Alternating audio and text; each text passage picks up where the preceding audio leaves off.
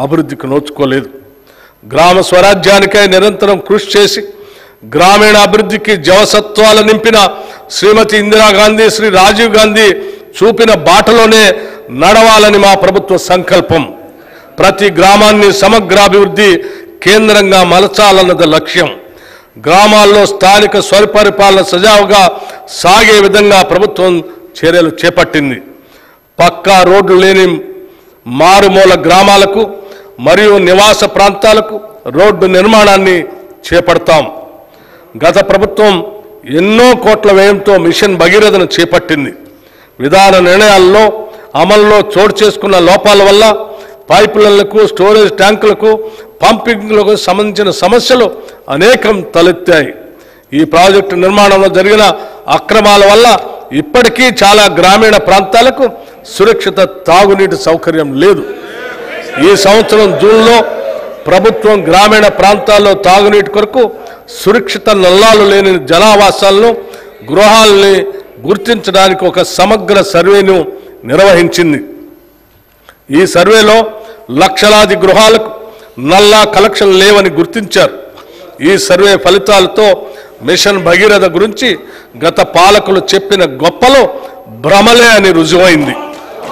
Machine భగీరథలో బయటపడ్డ లోపాలను సవరించి రాష్ట్రంలో 100% గృహాలకి సురక్షిత తాగునీరు అందించేందుకు కృషి చేస్తున్నాం.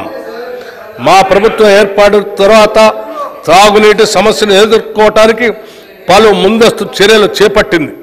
ఈ ఏడాది ఫిబ్రవరిలోనే వేసవి తీవ్రతను పసిగట్టి ప్రత్యేక అభివృద్ధి నిధి నుండి, గ్రామ పంచాయతీ నిధి నుండి మరియు 15వ ఆర్థిక సంఘం కేటాయింపుల నుండి తగినంత మొత్తాన్ని సేకరించి తాగునీటి ఎద్దడిని సమర్థవంతంగా పరిష్కరించగలిగాం. కర్ణాటక రాష్ట్రాన్ని సంప్రదించి నారాయణపూర్ డ్యామ్ నుండి 2 TMCల నీటిని రాబట్టుకోగలిగాం. కొత్త బోర్లను, హ్యాండ్ పంపులను సమకూర్చి చివరికి ములుగు, భద్రాద్రి జిల్లాల్లోని 35 గుత్తికోయ నివాసాలకు త్రాగునీటిని సరఫరా చేసి చిరకాలంగా పెండింగ్లో ఉన్న సమస్యని పరిష్కరించాం. నీటి వసతులకు సంబంధించిన వివిధ నిర్మాణాల నిర్వహణ మరియు మరమ్మతులను గ్రామ పంచాయతీల పరిధిలోకి తీసుకురావాలని నిర్ణయించాం.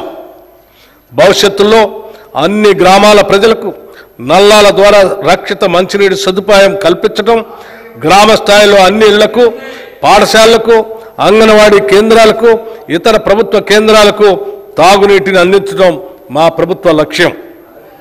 ఇందిరా మహిళా శక్తి పథకం మహిళలు సాధించిన